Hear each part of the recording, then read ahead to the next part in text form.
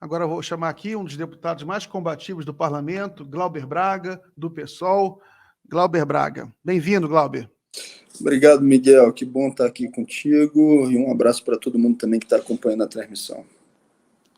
É isso aí, Glauber. Um assunto que eu queria conversar contigo é sobre isso aqui, ó. O choque do petróleo, o choque dos preços do petróleo. Isso aí é uma coisa trágica, né? A guerra na Ucrânia é quase um míssil nas famílias, nos lares brasileiros, né? O míssil lá, aqueles mísseis na Ucrânia, acabou caindo aqui, né? Porque esse aumento de 20% no valor do diesel, 25% também, naturalmente, o botijão de gás deve disparar, a BR foi privatizada já, não temos mais esse instrumento, o Bolsonaro privatizou também refinarias da Petrobras, vendeu as fábricas fertilizantes, ou seja, a gente está numa situação agora dramática, porque os preços explodiram e a gente não tem mais muitos instrumentos para a gente conseguir resolver isso. Como é que a gente fica, Glauber? Como é que a gente fica? Nós ficamos necessariamente com a necessidade e resistência de assumir um compromisso que é de revogar as medidas que foram adotadas desde o período do governo de Michel Temer e tomar de volta. Tomar as refinarias, acabar com o preço de paridade de importação que está colocado na Petrobras e que gera uma ampliação exponencial dos lucros para os grandes acionistas e que deixa a maioria do povo brasileiro nessa situação. 116 milhões de pessoas passando por algum tipo de insegurança alimentar, dessas 20 milhões passando fome, num país altamente dependente do transporte rodoviário. No PPI, é mais do que normalmente se comenta nos veículos, que é a flutuação do preço dos combustíveis no Brasil de acordo com o mercado internacional e a flutuação do dólar. É uma regra, e isso é o mais grave, que diz que você não pode ter, por parte da Petrobras, uma cobrança no preço dos combustíveis que seja menor do que aquilo que vai ser cobrado pelas importadoras de petróleo, pelas importadoras de combustíveis, mais especificamente a Shell, por exemplo. Isso é um absurdo sem tamanho. Então, ao invés de você levar em conta o que são os custos da produção e da extração para poder ter um preço que seja acessível para o conjunto da população, você tem, no final das contas, as pessoas tendo que pagar um preço mais alto pelos combustíveis para garantir a ampliação da lucratividade, não só dos acionistas da Petrobras, mas também da Shell e das outras empresas importadoras de combustíveis. Qual que é a solução para isso? Por aqui eu termino a resposta à sua primeira pergunta. Revogação do preço de paridade de importação, tomar de volta as refinarias. A gente defende um referendo revogatório das contrarreformas e privatizações. Isso, evidentemente, está ligado ao que eles estão fazendo com fatiamento, desmantelamento completo da Petrobras para a maioria do povo brasileiro. Glauber, isso aí, você fala em revogação, referendo revogatório, isso aí vai ser uma das primeiras grandes lutas do próximo período, caso o Bolsonaro seja derrotado, né? Você sabe muito bem, você conhece a história, você sabe que as grandes lutas históricas, as grandes lutas sociais estão ligadas à questão energética. No caso do Brasil também sempre teve ligado à questão energética, a Petrobras, a dificuldade para criar a Petrobras, né? O Getúlio Vargas foi atacado até o limite, até ele chegou a cometer suicídio. A Petrobras foi criada, né? A Petrobras descobriu o pré-sal, conseguimos superar o nosso déficit de petróleo depois de mais de um século, né? Hoje o Brasil é grande produtor de petróleo, produz mais petróleo do que consome. O petróleo é um dos grandes produtos de exportação nacional e, no entanto, o brasileiro está aí, muitos brasileiros estão tendo que usar lenha para cozinhar sua comida, a gasolina vai subir, porque, na realidade, esse anúncio ainda é para a refinaria, mas quando chegar no posto ainda pode ser mais alto que isso, esses aumentos. Com certeza. Né? E aí, para você, a análise política que você faz, Glauber, porque o Bolsonaro está meio perdido aí, né? Uma hora ele fala uma coisa, outra hora... Hoje ele falou que não tem responsabilidade sobre o preço da Petrobras. Para você, qual vai ser o impacto político na sociedade quando esses preços começarem a explodir nos postos e nos lares brasileiros? O impacto social é imediato e ele já está acontecendo nesse exato momento, né? Quando a gente fala no número de pessoas que estão passando por insegurança alimentar, isso está evidentemente diretamente ligado ao preço dos combustíveis no Brasil e à forma de cobrança dos combustíveis. O impacto na popularidade do Bolsonaro também já está acontecendo, né? Ou seja, essa rejeição que se acumula, onde de cada 10 brasileiros, 6 a 7 rejeitam o governo Bolsonaro, e ele mantém ali os seus 20 a 30%, né, de eleitores, com as mais variadas pesquisas e os problemas que as respectivas pesquisas têm, mas ele não consegue avançar desse patamar. Isso está também diretamente ligado a aspectos econômicos. E o preço do combustível, que exerce uma influência sobre o conjunto dos outros elementos produzidos no Brasil, principalmente a alimentação, evidentemente tem um peso fundamental e importantíssimo sobre a popularidade de Bolsonaro. Qual é a jogada que eu vejo em determinados momentos, Miguel, eles tentando fazer? O próprio Bolsonaro, o Guedes deu um indicativo nisso também. Eles tentam dizer para o mercado o seguinte: olha, nós vamos dar uma mexidinha agora aqui, para fazer uma média durante o período da campanha eleitoral. É melhor vocês aceitarem a mexidinha que a gente dê agora para fazer essa média do que ter uma mudança que seja substantiva e permanente depois. Então, mesmo que Bolsonaro, no ano da eleição, faça alguma alteração no preço de paridade de importação, que às vezes diz que vai, e aí recua, não consolida esse posicionamento, mesmo se fizer, a garantia que os brasileiros têm que ter é que isso não dura para o ano de 2023 nem pensar, né?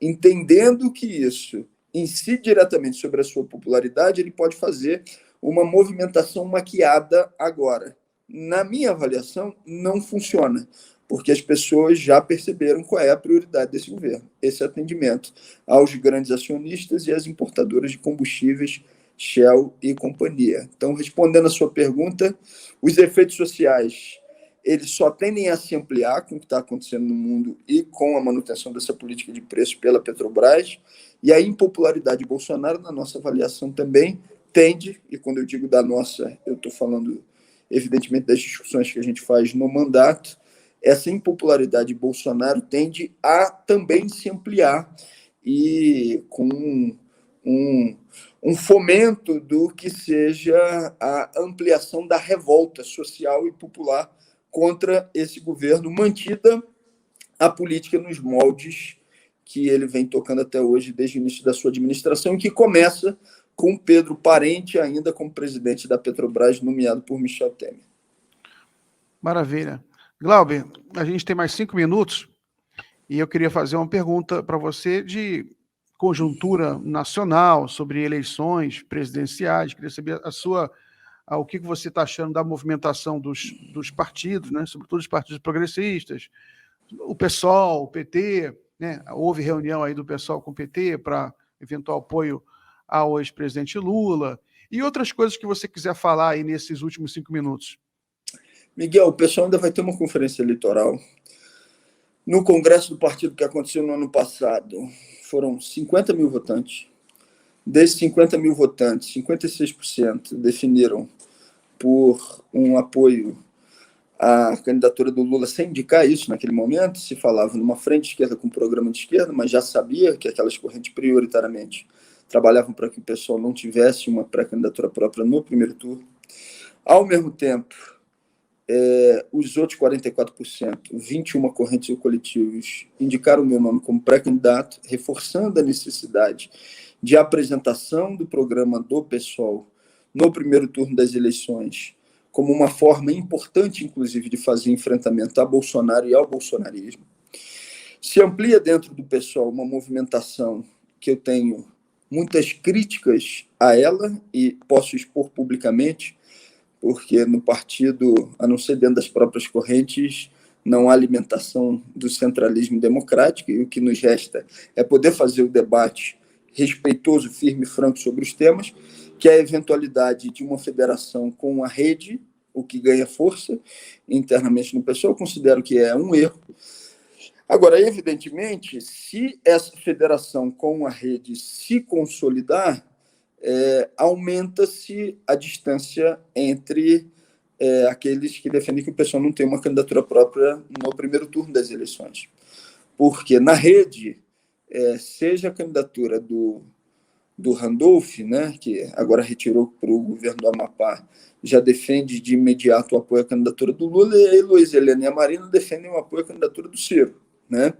Então, não há entre aqueles que poderiam fazer uma articulação do pessoal com a rede quem defenda a candidatura própria. Mas isso não é o definidor, inclusive, do meu posicionamento político de ser crítico a essa federação.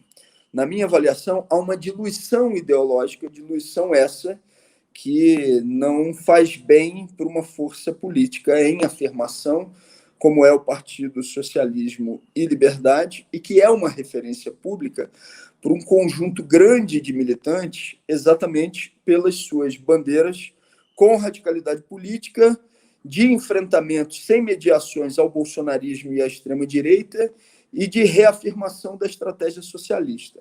Federação com a rede dilui, mas eu também não tapo o sol com a peneira. Eu estou vendo os movimentos que estão acontecendo, tem uma militância a quem eu muito agradeço, que segue mobilizada pela independência política. A gente tem procurado contribuir com a discussão do programa do PSOL, fazendo plenárias, ampliando, inclusive, o entendimento sobre os mais variados temas, numa página que é Manifesto Glauber, está lá, esse conjunto de contribuições que foram percorrendo o Brasil, com pessoas como a professora Carla Ferreira, como a Marinalva, como o Marino, que contribuíram no processo de articulação e coordenação, e várias outras pessoas que têm contribuído com a participação nos plenários, como o Ricardo Antunes, por exemplo, e toda a militância, contribuir com a apresentação desse projeto que tensione a necessidade do enfrentamento ao bolsonarismo pela esquerda, com um programa de esquerda, é uma tarefa que a gente vai dar cumprimento até a conferência eleitoral. Casado com isso, Miguel, eu não acho que a gente vai enfrentar uma eleição que seja fácil, né? É uma eleição dura. Bolsonaro trabalhou durante os 3 anos do seu governo para que os 20% a 30% que aprovam a sua administração fossem convertidos em militantes fascistas para defender o governo na rua, e, na minha avaliação, é papel não só do PSOL, mas do conjunto das organizações de esquerda e movimentos sociais, fazerem com que os 60% a 70% que rejeitam o Bolsonaro sejam convertidos em militantes de esquerda com a capacidade de fazer um enfrentamento antifascista também na rua, se preparando para essa luta contra o bolsonarismo, que não vai acabar em 2022, ele segue em 2023 para o pós-eleições. Também, nesse sentido, tem havido um apelo de um conjunto de movimentos, organizações políticas, para que, na eventualidade de não confirmada a candidatura presidencial do PSOL no primeiro turno, que eu possa colocar o meu nome à disposição para reeleição. E a gente está se reunindo, está discutindo, está debatendo o tema e, evidentemente, se isso vier a acontecer, é para fazer os enfrentamentos que, na nossa avaliação, são fundamentais à extrema-direita bolsonarista e colocando as nossas bandeiras levantadas sem abaixá-las. Eu só te peço uma oportunidade, eu sei que o nosso tempo já se esgotou, mas para falar da votação de ontem, não posso deixar de fazer. Aprovada, então, a urgência, o que é gravíssimo, de mineração em terras indígenas.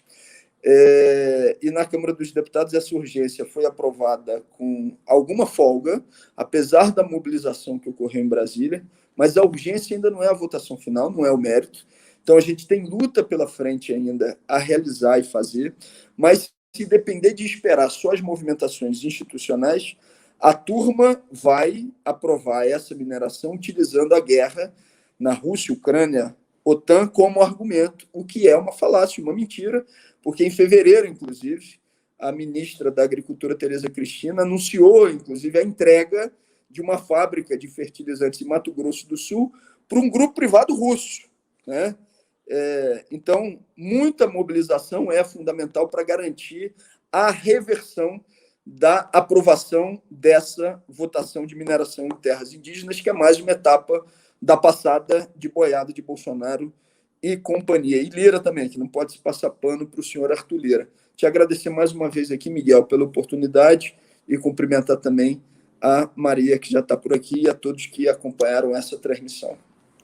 Muito obrigado, Glauber. Grande abraço e até a próxima. Obrigado, um abração.